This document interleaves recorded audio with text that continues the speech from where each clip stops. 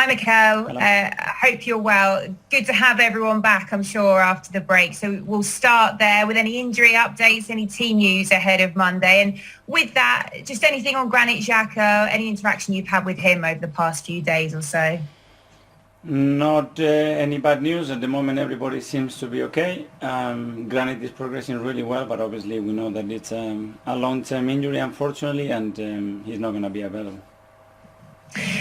Arsenal seem to really turn a corner after the last international fortnight. Do you have the feeling that this break has done just as much good as the last one and you can pick up where you left off again? It's what it is. We managed to turn things around a little bit. There is still big margin for improvements, but we got important results that they were very needed in that moment. And we just need to think about doing things better, progressing in the table and focusing on winning our next match.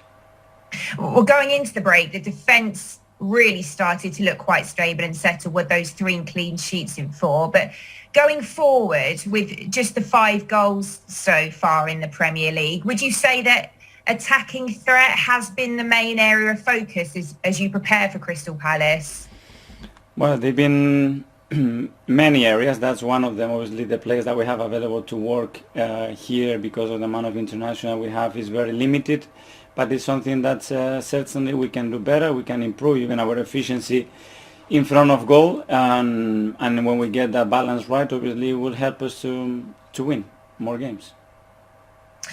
Patrick Vieira will, of course, be making a much anticipated return to Arsenal Monday with Palace. Before we talk about him as a manager, just speaking as a former Arsenal captain yourself, how much did you admire him as a player?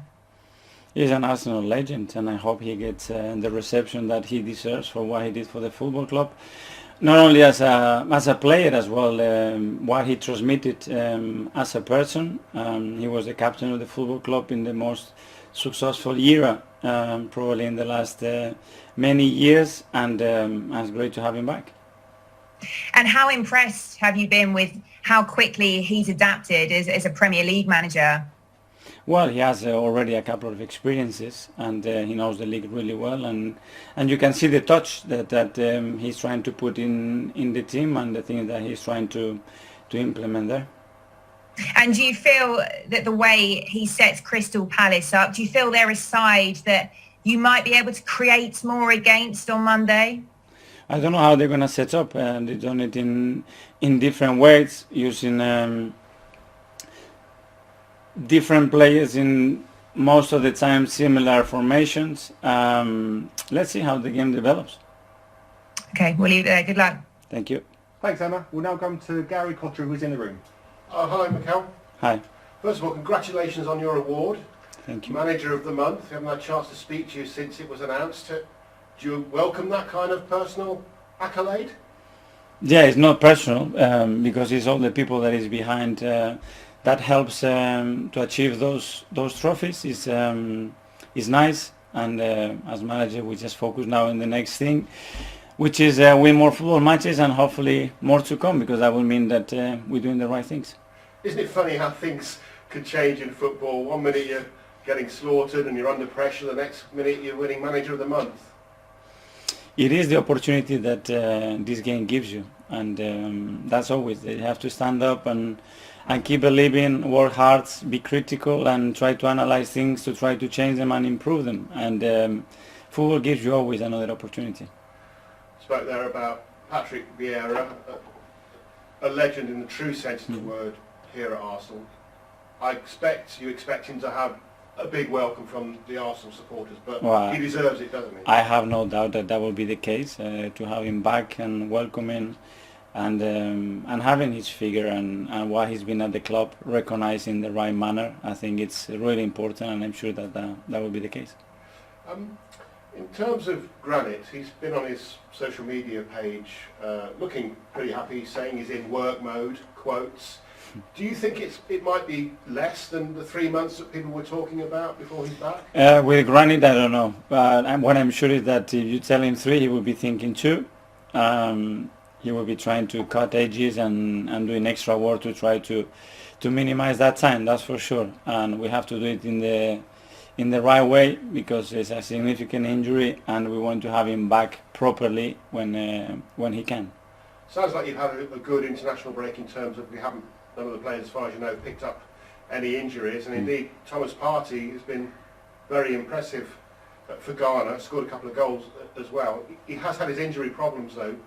It's a Monday kick-off, so will he have time to be involved in the game against Palace? Well, let's see. We haven't had the players here yet, some of them, because they're still traveling and they are not being assessed by the medical staff, but hopefully, he finishes both games really well. He played well, he scored a couple of goals, like many other players did in this international break, and hopefully everybody's in the right condition on Monday to help us win the game.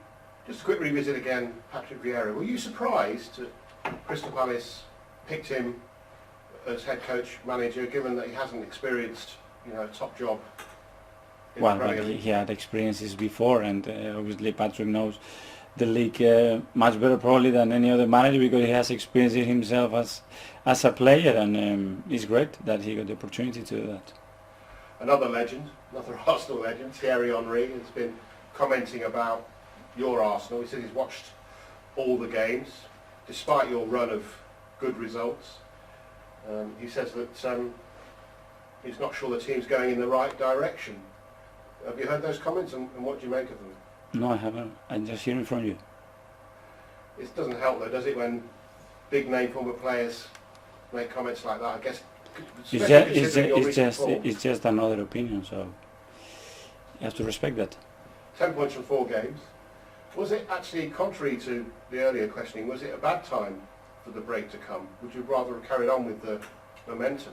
When you are in good momentum, you want to carry on playing as quick as possible, and when the confidence is there and the momentum is there, you want to continue. But again, we knew that we had to stop after that game. We want to get as many points as possible, and we did well enough to do that and be in a different position to a month ago, and now we have to just improve it. Thank you. Thanks, Gary. We'll now go to George Cummins. Thanks, Dan. Mikel, hello.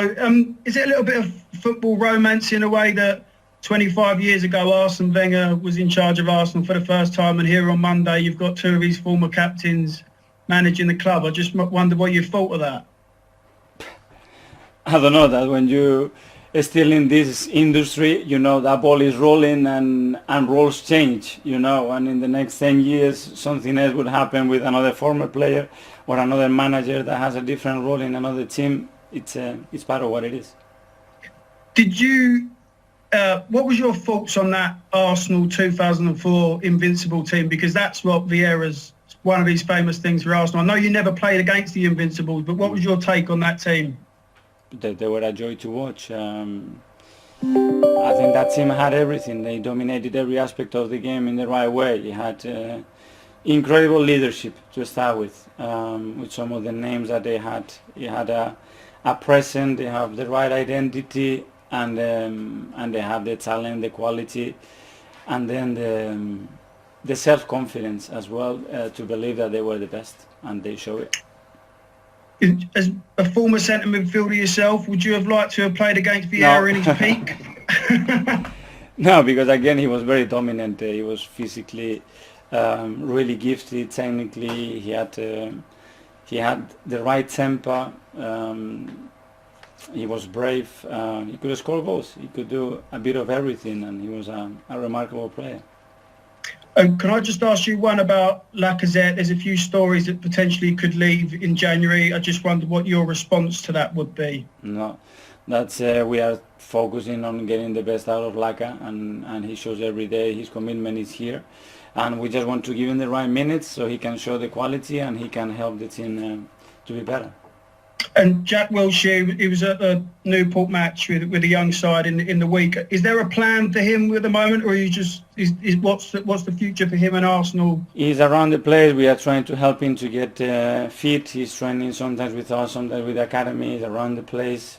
It's been great to have him around, and that will continue to be the case. Thanks. Good luck on Monday. Thank you. Thanks, George. We'll go to Ian from TalkSport. Hi, Mikel. How are you? Hi.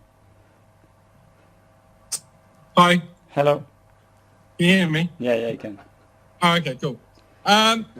Just just one more on Patrick Vieira, because I know he's a legend. I know he's going to get a great reception. I know you've been asked about him ad infinitum. But in a way, Arsenal have been searching for another Vieira in terms of that midfielder and that captain pretty much since he left. Is that fair? I don't know. That's a long time ago, so I don't know what the research has been.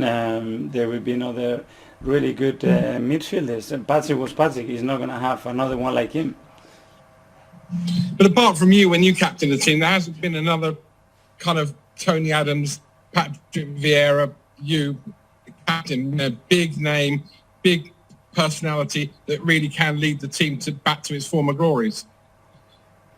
Yeah, but we can have them in different positions with different qualities. It's a different era as well, and the way players were raised, educated, was different to now as well, Ian. And we cannot try to copy that. Obviously, it would be great to have someone like him in the team, or Tony. And we have different qualities and different characteristics with players, and we have to develop them. About 6 weeks ago, when Aaron Ramsdale joined, or whenever the transfer window ended, there were a lot of Arsenal fans on social media that weren't happy. You held your nerve. You came and spoke to us about Aaron joining, and it's proved to be 100% the right decision, because he looks as if he was almost born to be the Arsenal goalkeeper. I don't know. Well, we tried to make it a decision as a club to sign and bring the right profile that we believe he had all the qualities needed to succeed at the club. And it's still very early to make a judgment of how good he is, the way he's settled, what he can transmit on and off the pitch. I think it's really important. He has engaged and he has adapted really well to the club. I think he's getting a great connection as well with our supporters, and he's performing well, which is the most important thing as well. Do you think if he carries on like this, he could challenge Jordan Pickford to be the number one for England?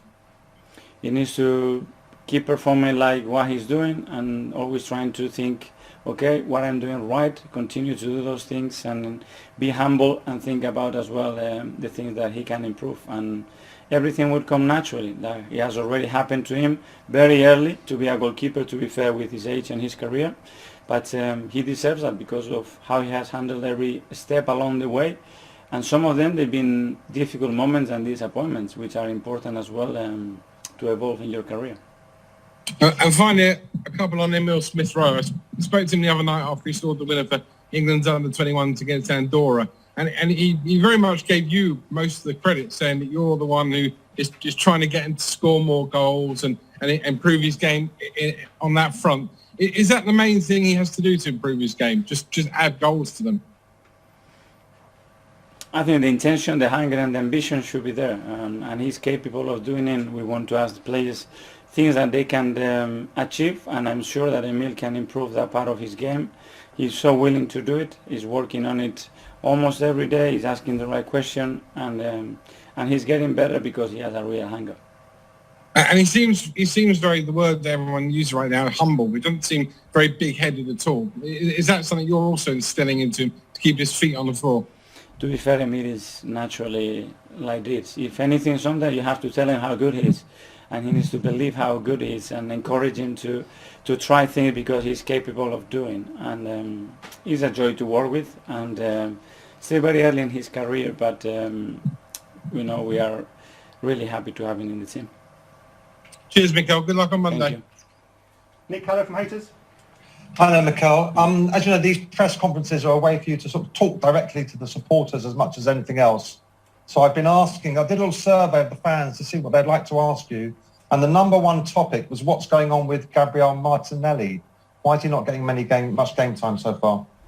Well, because of the amount of players that we have in those positions. First of all, he had some games that he played. He started against Brentford, and he started against Chelsea as well, and he started another game. Unfortunately, he got injured last week. It's a minor injury. We don't know if he's going to be available for Monday, but we have a lot of trust with Gabi, and we need to find the right space for him to grow within the squad.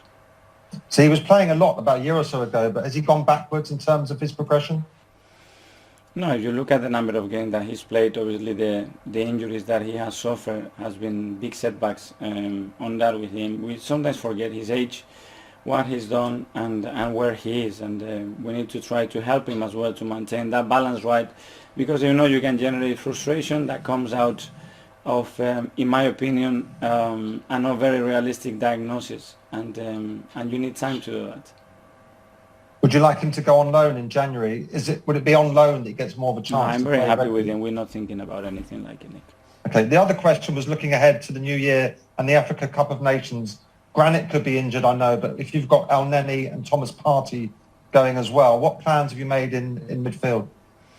Let's see where we are at that point, which player we have available, and which player have to definitely be there, and for how long, because there are some question marks there as well.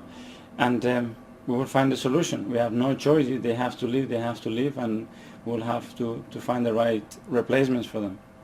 In terms of midfield, what's the situation with Matteo Guendouzi, who was in the France squad for the Nations League victory? Is there any chance of him coming back, or is he gone for the season? For example, for right now, he's gone for the season, and I think he's having a really good spell in Marseille, and it's part of the plan that we made with him, and he continued with his development, and we made the decision at the end of the year. But is it fair to say he's played his last game for Arsenal? I think you cannot say that about a player that is owned by the club.